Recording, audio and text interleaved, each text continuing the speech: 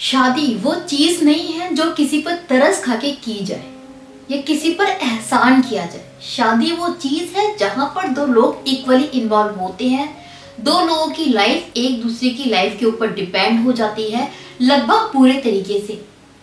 शादी कभी भी एहसान करके निभाई नहीं जा सकती। देखिए, बहुत सारे ऐसे मेरे क्लाइंट्स हैं जो शादी बस इसलिए कर बैठे थे क्योंकि सामने वाला उनको बेचारा लगा था। उन्हें लगा था कि मैं इससे शादी नहीं करूंगा ना, या नहीं करूंगी तो बेचारे को कौन अपनाएगा। इस बेचारेपन में, इस अच्छाई में उन लोगों ने शादी कर ली।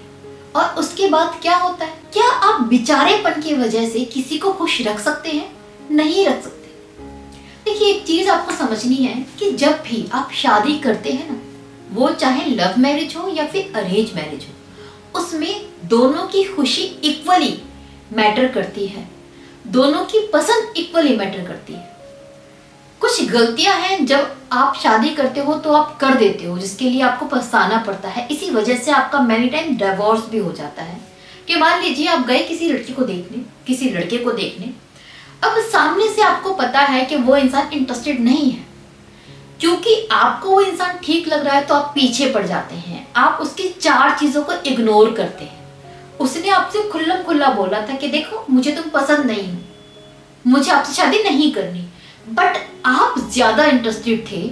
आपको लगा था कि शादी के बाद सब ठीक हो जाएगा, इसलिए आपने ये सब मैनेज किया, सब एडजस्ट किया और शादी कर ली। उसके बाद वो इंसान जो आएगा खुल्ला खुल्ला बोलेगा ना कि मैंने तो मना किया था, मैं तो इंटरेस्टेड नहीं था, तुमने क्यों की? तो आप कब तक चला पाएंगे उस इंसान के साथ में जो आपसे शादी करना चाहता ही नहीं था? कभी नहीं चला पाएंगे। आप उसे खुश नहीं रख पाएंगे क्योंकि उसकी इच्छा आपसे शादी करने की नहीं थी। On the other hand, many time आपको क्या लगता है कि एक लड़का है जो मना कर रहा है शादी के लिए, उसको आप उसके लायक नहीं लग रही, बट आपको लग रहा है कि यार पैसे वाला है, कर लो शादी। शादी के बाद तो मैं इतना प्यार करूंगी, इतनी केयर करूंगी कि ये मेरे पीछे लट्टू हो जाएगा, मैं इसके पैरों में बिछ जाऊंगी, सेवा करूंगी और अपना बना लूंगी। कुछ नहीं होता ऐसा। ये बहुत बड़ी गलतफहमी है अगर आपको ऐसा लगता है। जो इंसान आज आपको पसंद नहीं करता, मोस्ट प्रोबेबली वो आपको कल भी पसंद नहीं करेगा। जो शादी से पहले ही पसंद नहीं करेगा, वो शादी के बाद पसंद नहीं कर सकता। तो किसी की मजबूरी मत बनिए, गली की हड्डी मत बनिए।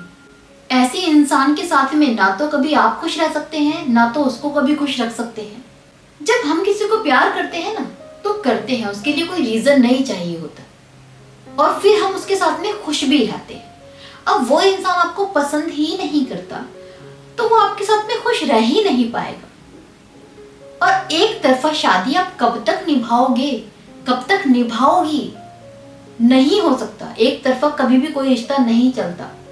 वो शादियां जो एक तरफा सोच समझ के की जाती हैं, इस गलत फहमी में की जाती है कि बस एक बार शादी हो जाए, उसके बाद तो सामने वाले को मैं लट्टू कर लूंगा या फिर कर लूंगी अपने पीछे।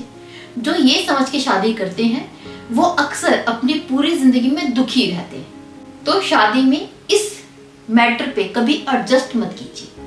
ये पागलपन मत कीजिए कि मैं तो सामने वाले को इतनी सेवा करके अपना बना लूंगी, कोई नहीं बना पाता। साथ ही साथ आपके कुछ विशेष होती हैं, आपकी कुछ इच्छाएं हैं हमेशा से, है ना, कि मुझे ऐसा पार्टनर चाहिए या मुझे ऐसी लड़की चाहिए। जो भी आपकी इच्छाएं हैं, देखिए आपकी 10 इच्छाएं, 10 की 10 पूरी नहीं हो सकती, लेकिन आपकी कुछ टॉप मोस्ट प्रायोरिटी होती है, सबकी होती है कि भाई मुझे अपने पार्टनर में 5 खूबियां चाहिए ही चाहिए, और उस 5 में कोई सबसे टॉप मोस्ट होगी, कोई सेकंड होगी, कोई थर्ड होगी। तो जो आपकी टॉप मोस्ट प्रायोरिटी होती है ना, उसके साथ एडजस्ट कभी मत करना, बाकियों के साथ में कर लेना। देखिए होता क्या है, आपको सबकी सब खूबियां किसी में नहीं मिल सकती। आपको ऐसा नहीं है कि आपने 10 चीज सोची थी 10 की 10 मिल जाएंगी, नहीं, कहीं तो कॉम्प्रोमाइज करना पड़ेगा ना। तो कॉम्प्रोमाइज उन चीजों के साथ में मत करना जो आपको जरूरी चाहिए, उन चीजों के साथ में करना जो आपके लिए सेकेंडरी है। फॉर एग्जाम्पल, मान लीजिए आप वो लड़के हैं या फिर वो लड़की है जिनको चाहिए कि उसका पार्टनर बहुत खूबसूरत हो, आपके लिए ब्यूटी बहुत ज्यादा मैटर करती है। फिर सेकंड नंबर पे आता है उसकी फैमिली, आपको चाहिए कि छोटी सी फैमिली हो, बड़ी फैमिली ना हो। फिर थर्ड नंबर पे आता है कि वो भाई आपके ही शहर का हो, ये थर्ड आपकी प्रायोरिटी। अब आपको एक ऐसा लड़का मिलता है जो खूबसूरत नहीं है, आपकी प्रायोरिटी क्या था कि बहुत खूबसूरत हो, जो खूबसूरत नहीं है देखने में लेकिन आपके शहर का है और उसकी फैमिली है वो छोटी फैमिली है, तो आपको कॉम्प्रोमाइज कहाँ करना पड़ा? आपकी टॉप मोस्ट प्रायोरिटी के साथ में। तो मत कीजिए, क्योंकि जो आपकी टॉप मोस्ट प्रायोरिटी थी वो पूरी नहीं हो रही है। शादी करके आप खुश नहीं रहेंगी, आपको खटकेगा, खूबसूरत नहीं है, खूबसूरत नहीं है, आपको अजीब लगेगा। ऑन द अदर हैंड एक ऐसा लड़का है जो बहुत कमाल का, उतना खूबसूरत है जितना आपको चाहिए था। दूसरी चीज आपको क्या चाहिए थी? फैमिली उसकी छोटी हो, बट यहाँ पर फैमिली छोटी नहीं है, थोड़ी बड़ी फैमिली है, जॉइंट फैमिली है, एंड वो आपके शहर का नहीं है, कहीं बाहर का है। तो आपकी जो टॉप मोस्ट प्रायोरिटी थी वो पूरी हो रही है, तो दिक्कतें इस शादी में भी आएंगी, लेकिन क्योंकि आपकी पहली विश जो आपके लिए सबसे जरूरी थी वो पूरी हो रही है, तो आप यहाँ मैनेज कर लेंगे। अब देखिए, हो सकता है बहुत सारे लोग ये चीज सोचे कि भाई लुक से कुछ नहीं होता, तो ये हम सबको समझना चाहिए कि हर एक इंसान अलग होता है, हर किसी की प्रायोरिटी अलग अलग होती है, और सही और गलत कुछ नहीं होता। जो चीज मेरे लिए सही है वो आपके लिए गलत हो सकती है। ये डिपेंड करता है आपकी लाइफ पर कि आपकी लाइफ कैसी रही है, आपने कैसी जिंदगी गुजारी है। किसी के लिए प्यार ही सब कुछ है, किसी के लिए पैसा सब कुछ है, किसी के लिए फैमिली सब कुछ है, किसी के लिए प्रेमिका सब कुछ है। क्यों? क्योंकि सबका अपना अपना एक पर्सपेक्टिव है। तो कौन सही और कौन गलत? आपको हजारों लोग ऐसे मिल जाएंगे इसके लिए पैसा सब कुछ है, तो हजारों आप फैमिली को इंपॉर्टेंस देने वाले ही मिल जाएंगे, और सभी अपनी जगह पे सही है। ये डिपेंड करता है कि हमारी अपनी जिंदगी कैसी रही है। एक बच्चा जो बचपन में पैदा हुआ, जिसने कभी पूरे पेट भर के खाना भी नहीं खाया, जिसने अपने माँ बाप को अपनी आंखों के आगे मरते हुए देखा क्योंकि माँ बाप को इलाज नहीं मिल पाया, उस लड़के के लिए, उस बच्चे के लिए फ्यूचर में जाकर क्या पैसा सब कुछ नहीं होगा? वो पैसे को भगवान मानेगा क्योंकि उसने अपने पेरेंट्स खोए हैं पैसे के लिए, वो पैसे के लिए कुछ भी करे। उसकी सर्कमस्टांसेस ऐसे रही हैं, जिंदगी ऐसी रही है, इसलिए उसकी सोच ऐसी है। तो वो कहाँ गलत है? सही है वो अपनी जगह पर। ऑन द अदर हैंड एक ऐसा लड़का जिसकी जिंदगी में बहुत पैसा रहा है, लेकिन उसकी जिंदगी में उसको कभी कोई प्यार करने वाला नहीं आया। जितने भी लोग आए उसकी जिंदगी में पैसे के लिए आए, उसका इस्तेमाल करने के लिए आए।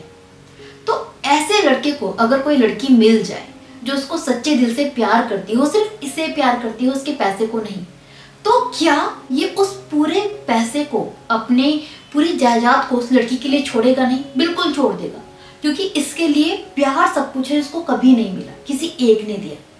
ये उसकी जिंदगी है, अपनी जगह पर वो सही है। तो हम कभी भी किसी को जज नहीं कर सकते। हम किसी को ये नहीं कह सकते कि वो जो सोच रहा है गलत है। वो जो सोच रहा है वो अपनी लाइफ के अकॉर्डिंग सोच रहा है, उसकी लाइफ में जो चैलेंजेस रहे हैं उसके अकॉर्डिंग सोच रहा है। तो अपनी जगह पे लगभग हम सभी लोग सही होते हैं, कभी किसी को जज नहीं करना चाहिए। तो अगर शादी में किसी की प्रायोरिटी पैसा है तो इट्स ओके, किसी के लिए लुक्स है, किसी के लिए फैमिली है, किसी के लिए कुछ और चीज है, किसी को फ्रीडम चाहिए, तो सबकी अपनी अपनी प्रायोरिटीज हैं। तो जो भी आपको चाहिए अपनी पार्टनर में, वो प्रायोरिटी अपनी रखिए, उसके साथ में कॉम्प्रोमाइज मत कीजिए, वरना आप पछताएंगे, आप खुश नहीं रहेंगे। होप ये चीजें मैं आपको क्लियर कर पाई हूँ, समझा पाई हूँ। आई रियली डोंट नो कितना आपको समझ में आ रहा है। सो कमेंट करके मुझे जरूर बताइएगा वीडियो आपको हेल्पफुल लगी या नहीं लगी। इसके अलावा अगर किसी और बारे में आप मुझसे कंसल्टेशन चाहकर एडवाइस चाहते हैं, पर्सनली प्राइवेट तरीके से, तो नीचे दिए गए व्हाट्सएप नंबर पे अपनी कॉल बुक कर सकते हैं मेरे साथ, जो कि पेड होगी। नाउ मुझे विदा दीजिए, अपना ख्याल रखिए, अपना ख्याल रखिए, बाय बाय, टेक केयर।